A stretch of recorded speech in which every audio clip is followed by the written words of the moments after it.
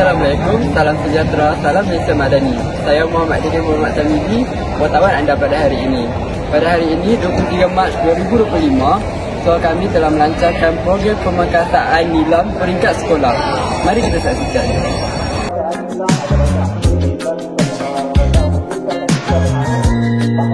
Sekolah untuk menyampaikan ucapan adu-aduan.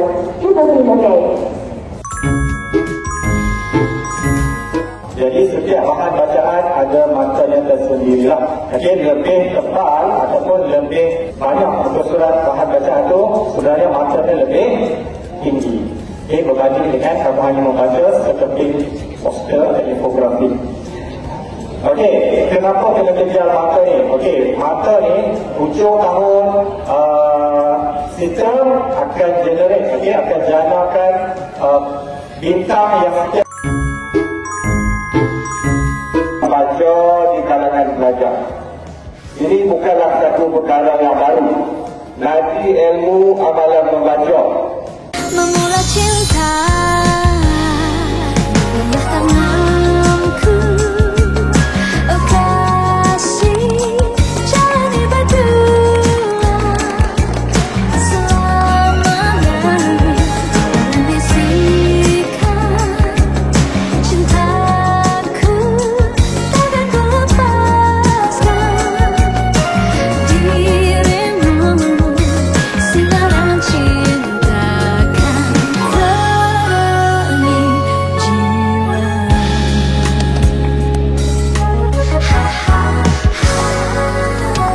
Kembali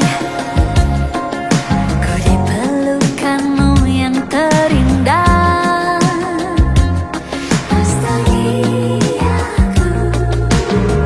aku dan kamu memula cinta. Tanganku, oh kasih, jalani berdua selamanya. Dalam bisikan cintaku, takkan ku